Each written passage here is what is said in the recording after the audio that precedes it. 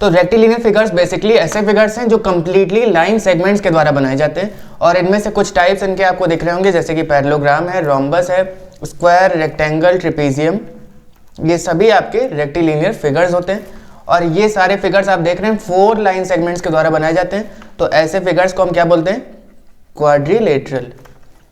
क्योंकि ये सभी 4 साइडेड फिगर हैं इसीलिए ये सब क्या है? क्वाड्रिलेटरल्स। और ये सभी क्वाड्रिलेटरल्स के टाइप, इनकी प्रॉपर्टीज चलिए एक एक करके डिस्कस करते हैं। तो सबसे पहला रेक्टिलिनियर फिगर आपको दिख रहा है स्क्रीन पे, पैरेललोग्राम। पैरेललोग्राम एक ऐसा फिगर है जिसमें अपोजिट साइड्स पैरेलल भी होते हैं और इक्वल भी, यानी ए बी और सी डी पैरेलल भी होंगे और इक्वल भी होंगे। इसी तरह ए डी और बी सी पैरेलल भी होंगे और इक्वल भी होंगे। Diagonals divide parallelogram into 2 congruent triangles. किसी एक डायगोनल की बात करें, जैसे यहाँ पे 2 डायगोनल्स हैं ए सी और बी डी, तो अगर किसी एक डायगोनल की बात करें, पहली बात तो डायगोनल होता क्या है? जो अपोजिट वर्टिसेस को ज्वाइन करके एक लाइन बनती है उसी को डायगोनल कहते हैं। अब यहाँ पे डायगोनल ए सी अगर ले रहे हैं तो ये कुछ 2 ट्रायंगल बनेंगे, एक नीचे वाला और एक ऊपर वाला, और ये दोनों ट्रायंगल क्या होंगे? इक्वल होंगे, कॉन्ग्रुएंट होंगे। इसी तरह अगर हम डायगोनल बी डी ले रहे हैं तो triangle A B D will be congruent to triangle B C D.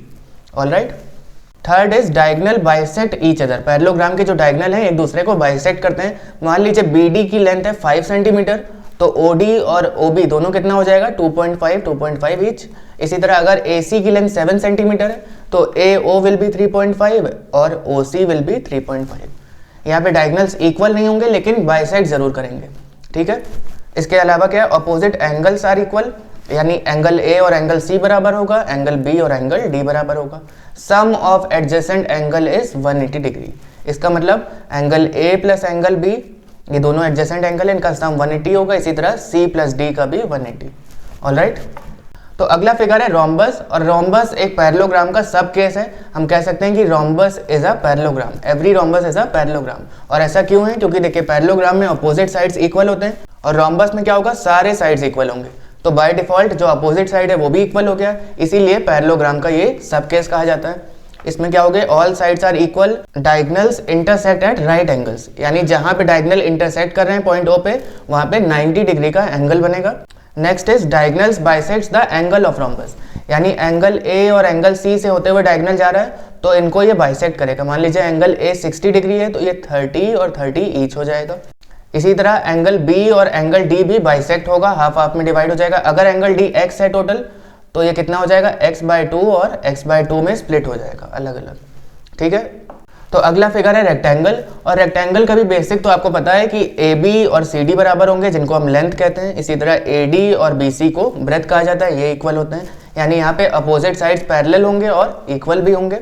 Next इसी में है angle A, angle B, angle C, angle D, यानी ये जो कॉर्नर वाले सभी एंगल हैं वो 90 डिग्री होंगे। Third is diagonals of a rectangle are equal, ये डायगोनल ए सी और बी डी दोनों इक्वल होंगे, लेकिन ये डायगोनल्स जो कॉर्नर एंगल्स हैं उनको बाइसेक्ट नहीं करते हैं। देखिए आपको यहाँ फिगर में दिख भी रहा है, ये 90 डिग्री है तो ये 45 और 45 में ब्रेक नहीं होगा। यहाँ पे ये जो डायगोनल है ये एंगल्स को बाइसेक्ट नहीं करेगा, लेकिन दोनों डायगोनल्स इक्वल होते हैं। ऑलराइट। तो चलिए अगला फिगर देखते हैं, स्क्वायर। स्क्वायर का मतलब ऐसा फिगर जिसके सारे साइड्स इक्वल होते हैं, जहां पे डायगोनल्स भी इक्वल हैं और डायगोनल्स कहां पे इंटरसेक्ट कर रहे हैं? 90 डिग्री पे। जैसे रोम्बस में 90 डिग्री पे इंटरसेक्ट होता है, वैसे स्क्वायर में भी 90 डिग्री पे डायगोनल मीट करेंगे।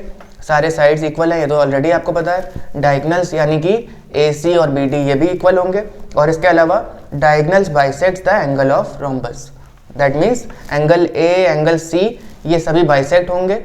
तो अगर ये एंगल 90 डिग्री है तो ये 45 और 45 में, सभी 45 और 45 में ब्रेक हो जाएंगे, क्योंकि सभी कॉर्नर वाले 90 डिग्री हैं तो ये सब 45 ईच में ब्रेक होंगे। तो अगला और मोस्ट इंपॉर्टेंट फिगर है ट्रेपेजियम।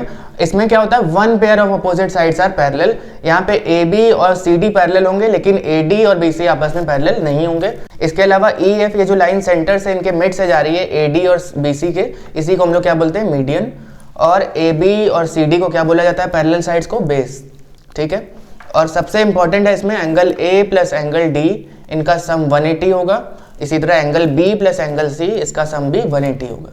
अगर मान लीजिए ये वाला एंगल है 122 तो ये वाला क्या हो जाएगा? 180 minus 122, that is 58। Isosceles trapezium, ये ट्रेपीजियम का ही एक सब केस है जहां पे ये जो नॉन पैरेलल साइड्स हैं AD और BC ये इक्वल हो जाते हैं, बाकी सब सेम रहेगा, लेकिन ये जो नॉन पैरेलल साइड्स हैं वो अगर इक्वल हैं तो उनको हम लोग क्या बोलते हैं, उस फिगर को क्या बोलेंगे, आइसोसेलेस ट्रेपीजियम।